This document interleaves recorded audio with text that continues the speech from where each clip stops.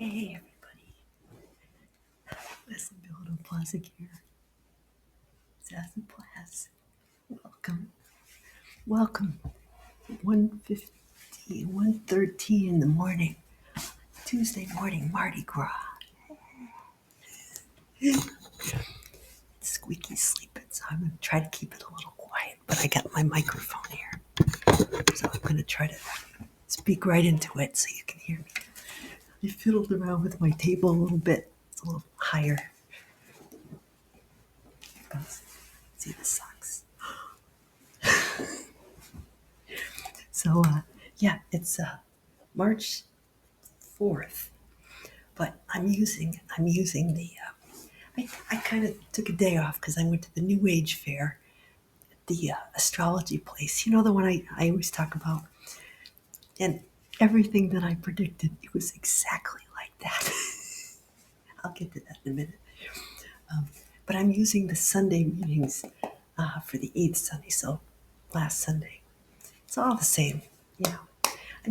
I wanted to wait. March 3rd, Monday, was a big energetic day, 3-3 and all that. So I was kind of busy with that and with the New Age fair, and it kind of got me off schedule a little bit. I'm going to make my split pea soup after my snack, and then I got to post this. I got it all worked. I did my laundry.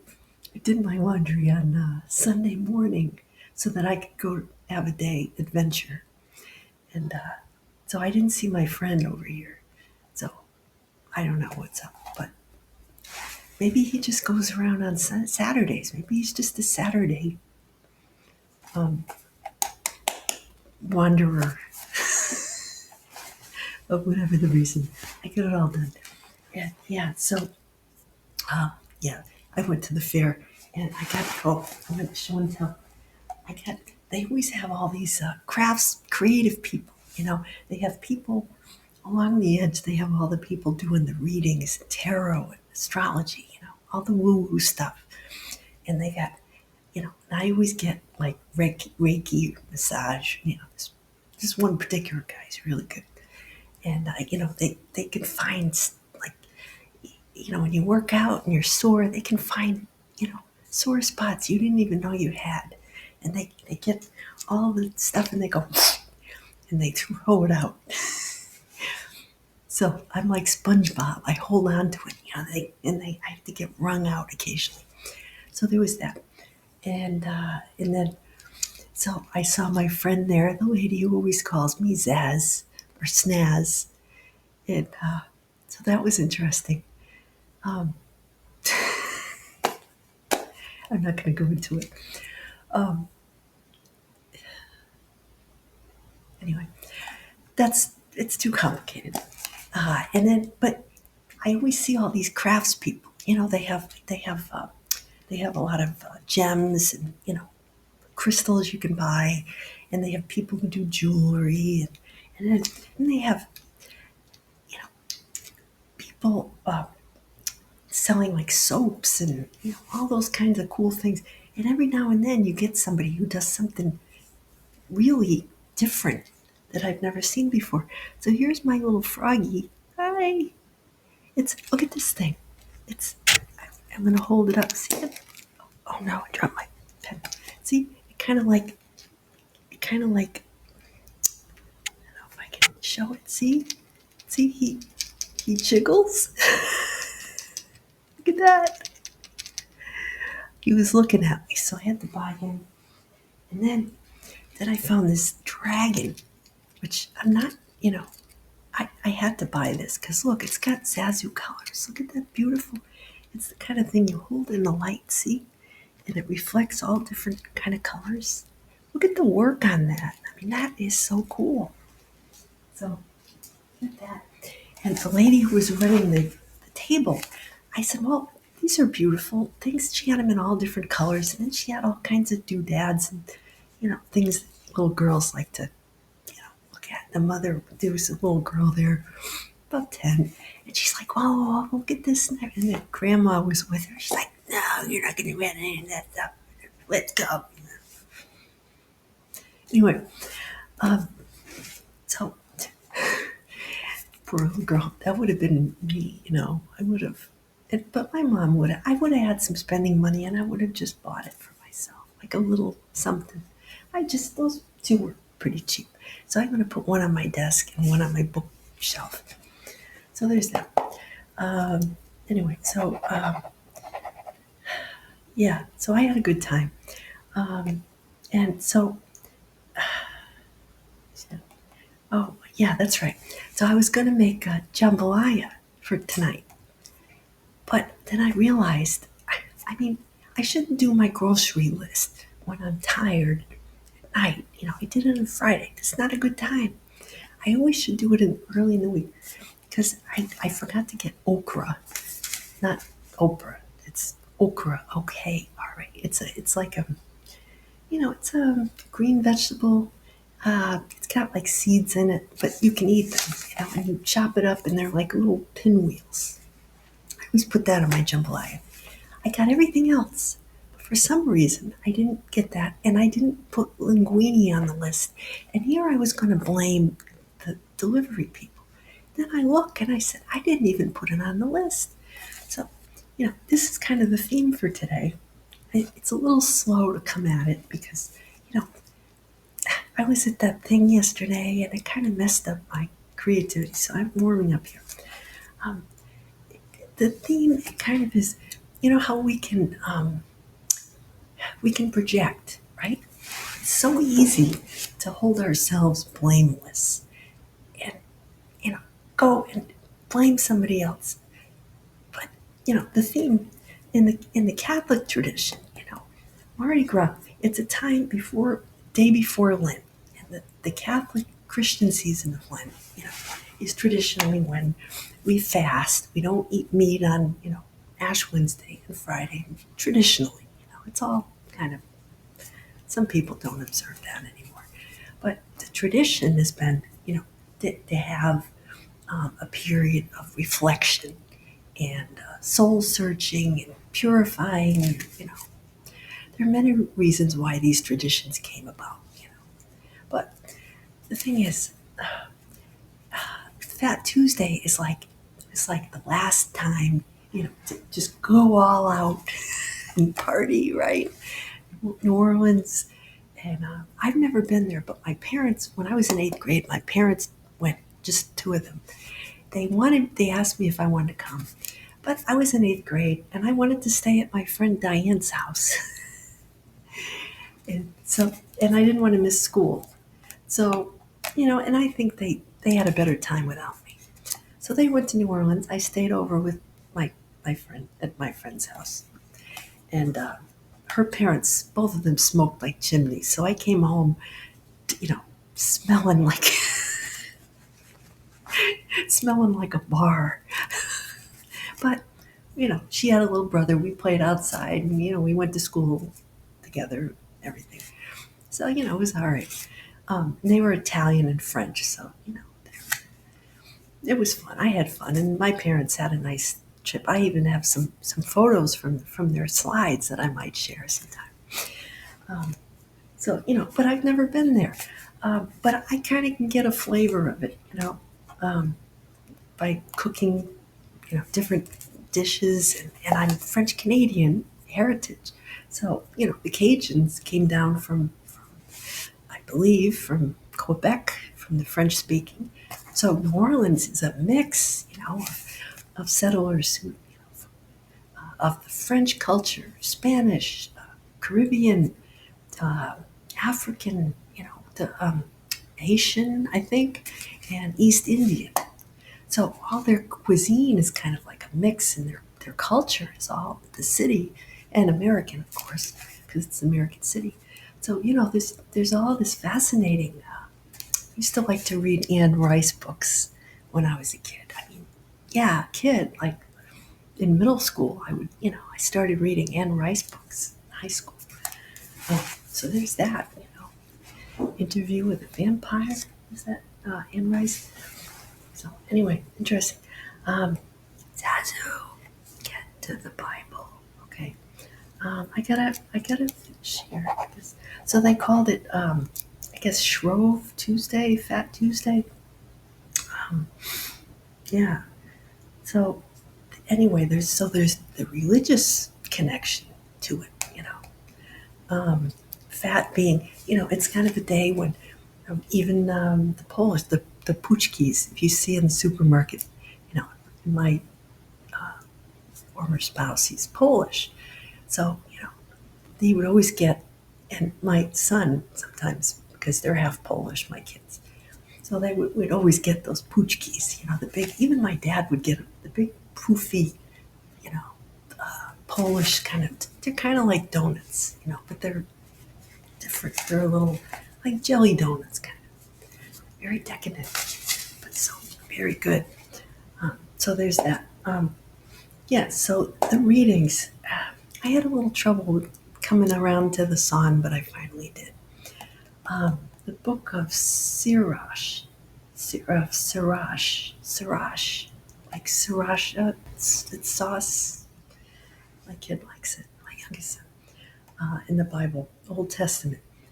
So this was a Jewish literary work, an ethical kind of moral guide, this book of Sirach. And it was rejected by the early Jewish canon. It's called the Wisdom of Yeshua, Jesus, the last Ecclesiasticus. So I guess it was rejected it had some connection to the Sadducees who didn't believe in life after death, which conflicted with traditional Jewish teachings and yada yada. So it says, anyway, it says something about the sieve shakes and the husks appear. So, when you have, you know, like a flour sieve, or, you drain your stuff in a what do they call it?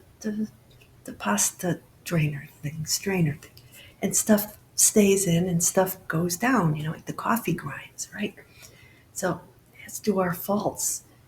When we speak, our faults, are obvious. They stay in the top and everything goes down.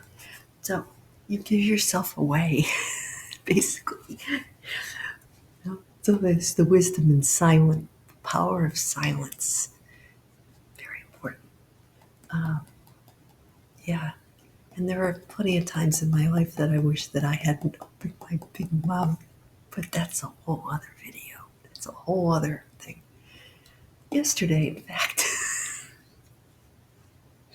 sometimes things come out of my mouth and I wish I could just reach out and put it back in.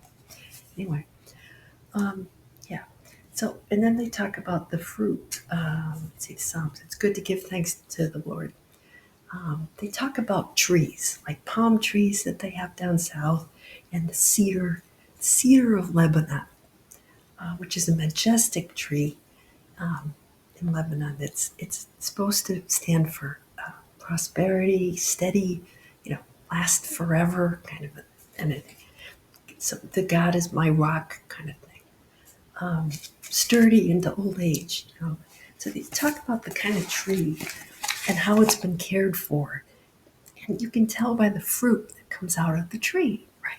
So, if the fruit is rotten, that means the tree that bore it is rotten, right? So that makes sense. The apple doesn't fall far from the tree or something like that. Yeah. So then we have First Letter of Corinthians. This whole image of Jesus, victory. So where, O death, is your sting? The power of sin is the law. Sin, okay. So there's this image of like, sin is basically, so it's the unconscious, the collective unconscious, right? That held it. It's sort of like the force of gravity, right? It pulls everything down, and it influences how people think. That everything has to decay and everything is meh. Met somebody with that kind of attitude. All right, so that talks about things the way they've always been. This is how things go, right?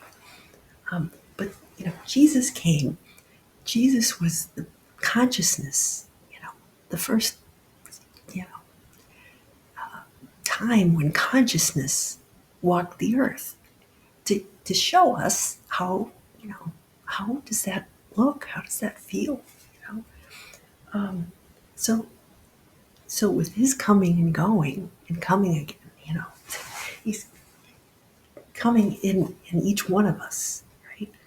That consciousness is our spark, our divine spark that's free to express itself into the world, right? And that's where, we have to keep going. We can't say, oh, you know, we can't expect the fruit to appear. And I'm talking to myself here.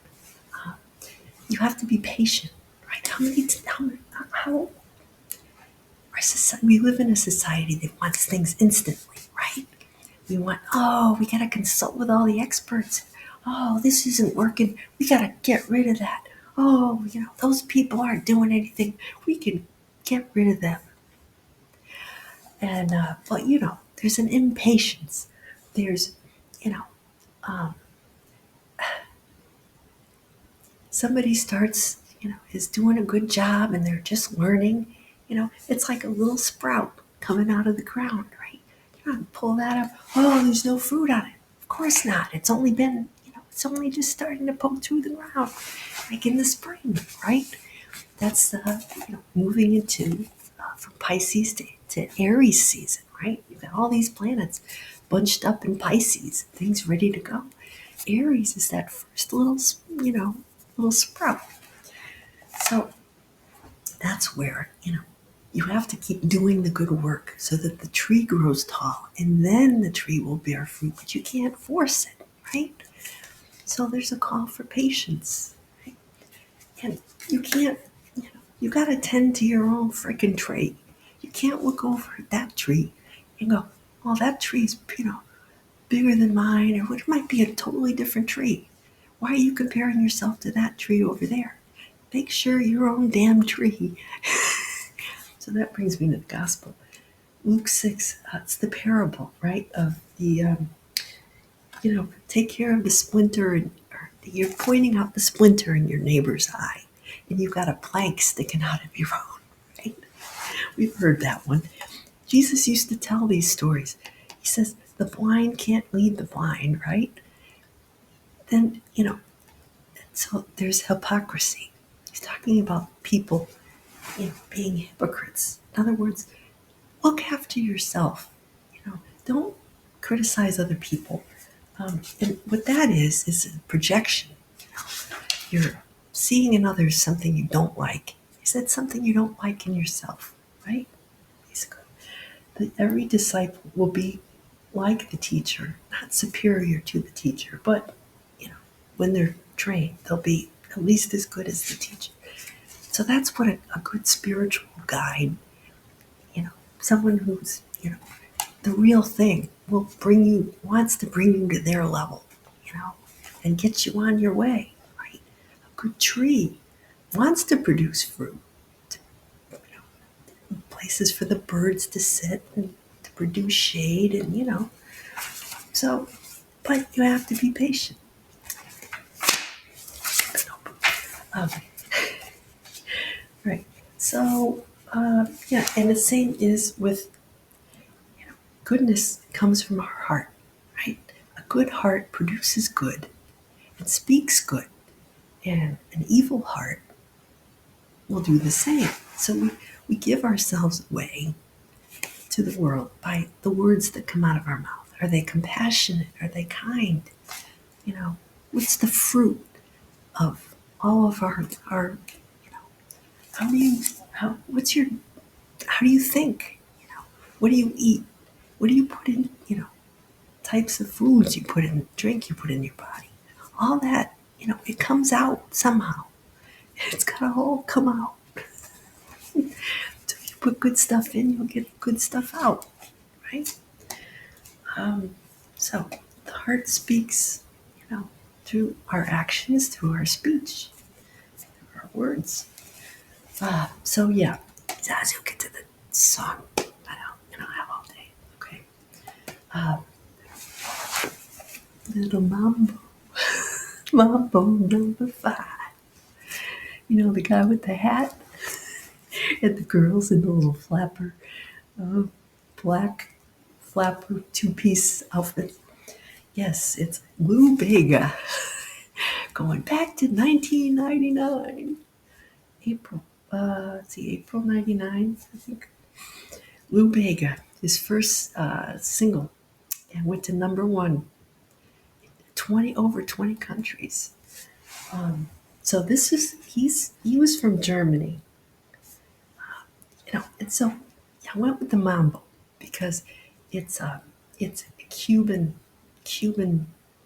jazz kind of thing. New Orleans. There's even a restaurant I looked it up named Mambo. So you know, um, it has a real party vibe to it. This song, dancing. He names all these girls' names. Drinking, but having fun. Monica, Erica.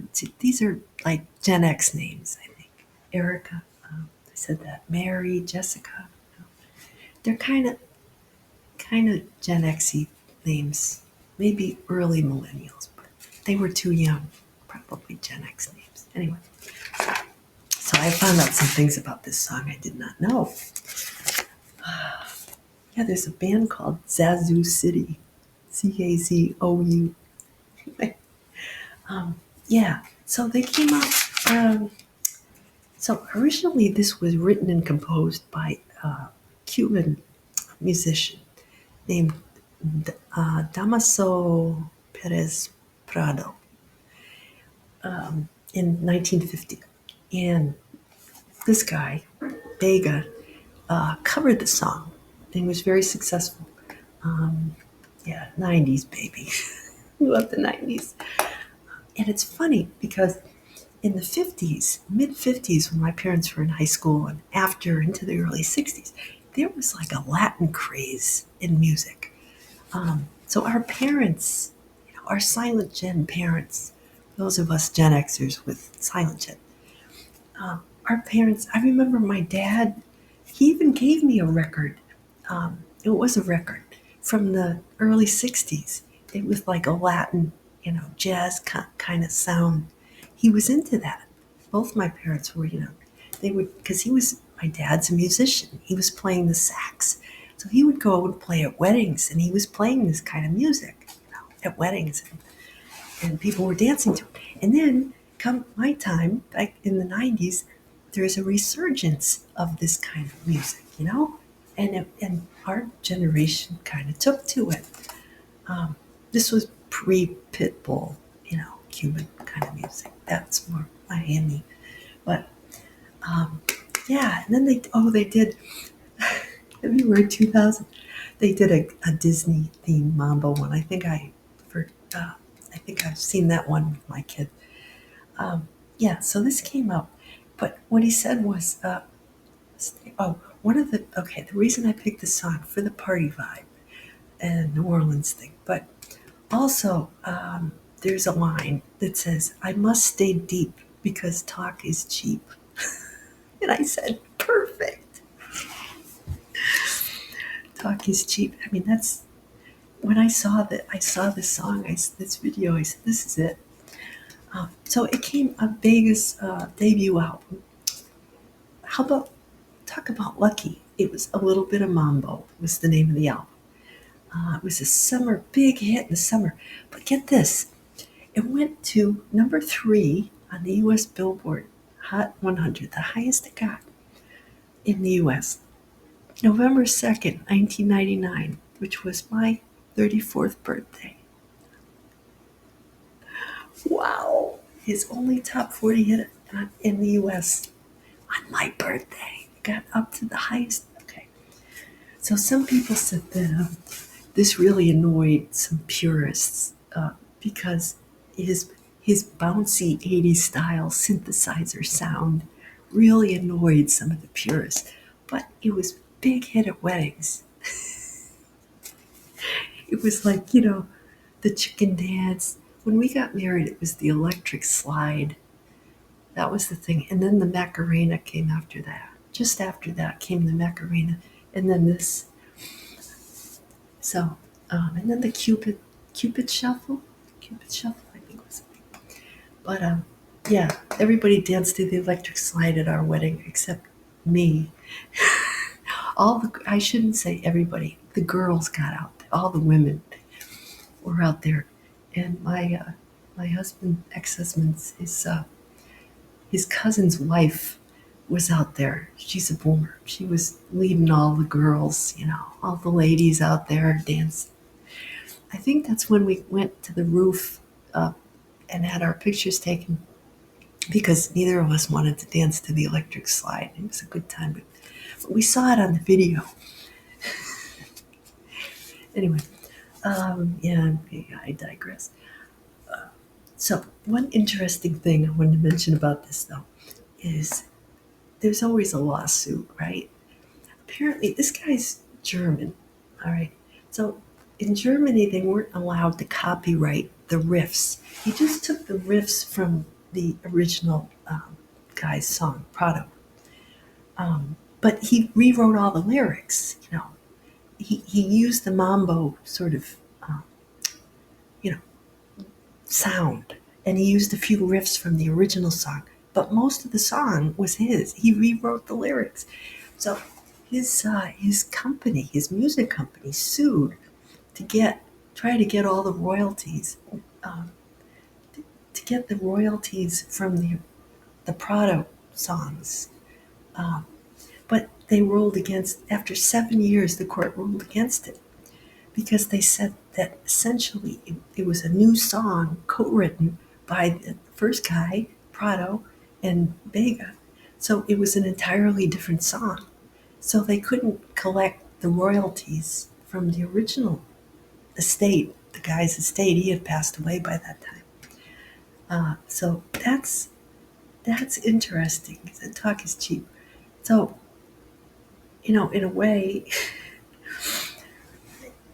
this is a great song. It's an example, um, because the